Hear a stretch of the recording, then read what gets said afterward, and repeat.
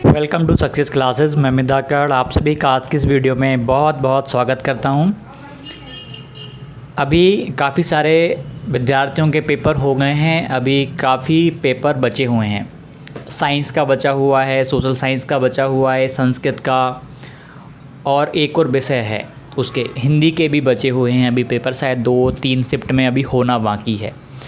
तो इन्हीं चीज़ों पे बात करने वाला हूँ। अभी जिनके पेपर नहीं हुए हैं वो कुछ चीज़ों को ध्यान रखना, इन गलतियों को आप ना दोहराएंगे तो ये आपके लिए बेटर होगा, क्योंकि मैंने पेपर दिया है और माहौल को समझा है कि किस तरीके से आपको पेपर सॉल्व करना है। इसी पे आज हम बात करने वाले हैं। कई बार एग्ज़ाम निकलने के कुछ रीज़न्स क्या होते हैं वो आपको बताने वाला हूँ। देखिए, वीडियो जो वहाँ का इंटरफेस रहेगा वो लगभग सेम ही है सभी का। उसमें ज़्यादा चेंज आपको देखने को नहीं मिलेगा। मैंने एक वीडियो भी बनाई थी कि वहाँ पे कंप्यूटर का इंटरफेस कैसा है, वो चीज़ें तो आप वहाँ पे देख लोगे।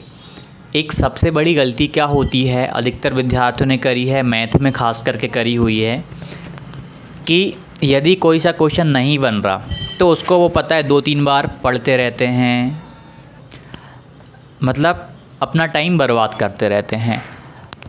आपको ना क्या करना है, सबसे पहले उन सभी क्वेश्चंस को सॉल्व कर लेना है जो पहली बार में हो रहे हैं। मान लीजिए 150 क्वेश्चंस हैं। यदि आप 100 क्वेश्चंस भी आपसे बन रहे हैं पहली बार में, आप बिल्कुल कंफ्यूज नहीं हो रहे हैं तो उनको कर लो।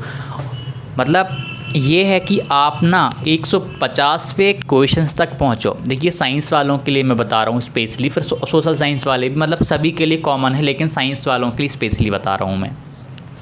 ये कॉमन बातें हैं, सभी के लिए काम आएंगी।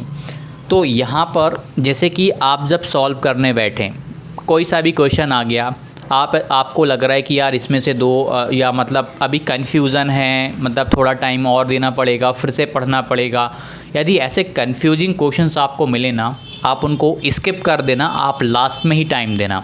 कई बार होता क्या है कि हम, एक चीज़ तो आपने फेस करी होगी, आपने क्वेश्चंस पढ़ लिया, ऑप्शन में आप 2 या 3 ऑप्शंस में आप फंस जाते होगे कि यार कौन सा होगा। तो आप ना क्वेश्चंस को 2 बार 3 बार पढ़ते हो और आप सोचते रहते हो कि यार कौन सा टिक करूं, ये करूं, ये करूं। तो इस चीज़ में क्या होता है कि आपका टाइम बहुत ज़्यादा बर्बाद होता है। तो आपका टाइम ना बहुत ज़्यादा बर्बाद हो जाता है। तो आपको ना टाइम बचाने के लिए, यदि नहीं बन रहा तो आप उसको स्किप कर दो। एक बार पढ़ा, यदि एक बार पढ़ने पर क्वेश्चंस का आंसर आ गया है तो उसको टिक करके आगे बढ़ जाओ। यदि नहीं, 2 बार में यदि नहीं हो पा रहा, मान लीजिए एक बार में आ गया, तो मतलब पहली बार आपको क्या करना है समझिएगा। एक बार आपने पढ़ा, आपका आंसर आ गया सोचने पर, तो आप उसको करके आगे बढ़ जाओ। आपको लग रहा है कि डाउट है, कन्फ्यूजिंग है, कुछ इसका दूसरा आंसर भी हो सकता है, तो आप वहाँ पे क्या करना, उसको स्किप कर देना। आंसर भी टिक मत करना आप अभी तो, ठीक है। रिव्यू में भी मत डालना। रिव्यू में केवल उनको डालना जिनके 2 ऑप्शंस में आप कंफ्यूज हो और आपने अभी टिक कर दिया है, फिर आप रिव्यू में डालना। नहीं तो आप स्किप कर दो, ताकि बाद में आपको दिख जाएगा कि अभी आपने इतने क्वेश्चंस अटेम्प्ट नहीं किए हैं। ये आपको वहाँ पे हेल्प मिल जाएगी।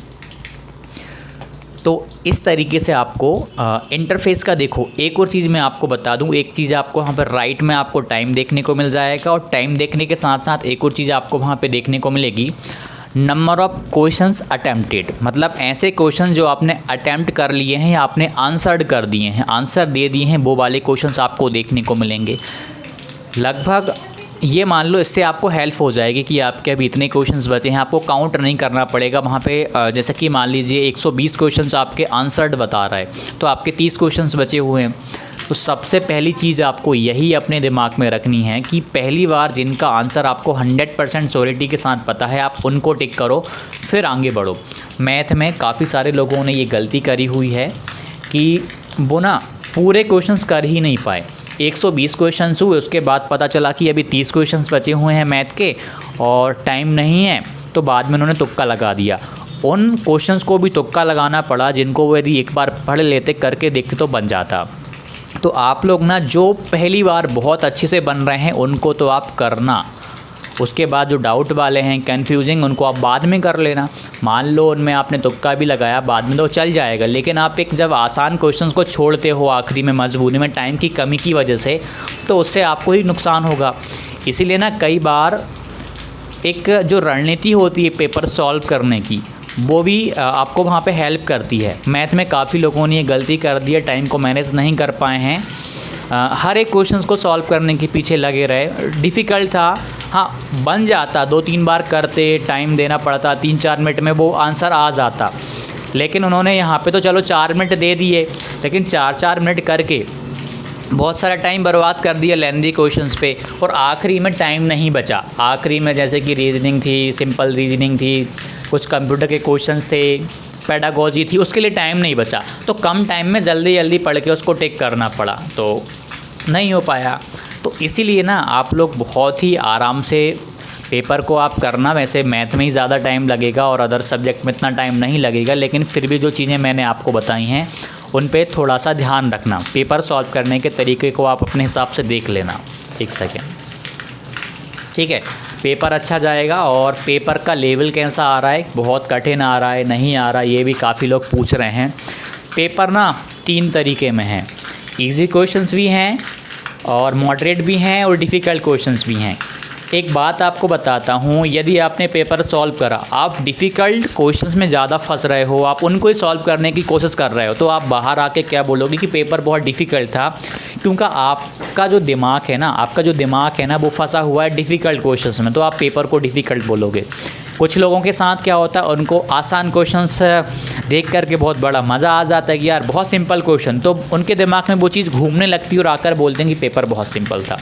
पेपर में तीनों लेवल आ रहे हैं, ठीक है। तो आपको ये नहीं लेना कि पेपर बहुत डिफ़िकल्ट आ रहा है, लोग क्वालिफाइड यदि कोई आप देखो भाई, किसी के 110 नंबर भी आपने सुने हैं, 115 भी सुने हैं, 120 भी सुनने में आ रहे हैं, इसका मतलब है कि स्कोर किया जा सकता है। लेकिन कैसे करना है वो अब आपको पता है कि समझदारी के साथ आपको चीज़ों को करना है। साइंस में यदि न्यूमेरिकल आते हैं, नहीं बन रहा है, टाइम टेकिंग है, तो लास्ट में कर लो, उनको अभी छोड़ दो, टाइम बर्बाद मत करो।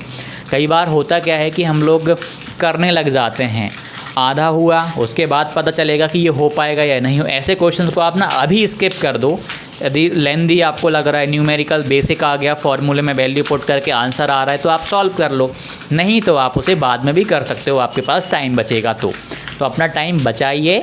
आसान क्वेश्चन को आप पहली बार जल्दी से पूरा कंप्लीट कर लीजिए, एक बार देखोगे और आंसर आ जाएगा। ऐसे बहुत सारे क्वेश्चंस होते हैं और यही वह क्वेश्चंस होते हैं जो आपको क्वालिफाई करवाएंगे, और डिफ़िकल्ट क्वेश्चंस की वजह से तो आप स्कोर कर पाओगे। तो पहले इन चीज़ों को आप कर लो, ये गलतियाँ मत दोहराओ। पेपर का लेवल तीनों में आ रहा है, रिव्यू आप देखो कि किस तरीके का पेपर आ रहा है, लेकिन 100% बिलीव मत करो, क्योंकि रिव्यू में होता क्या है कि अब रिव्यू किसका लिया जा रहा है।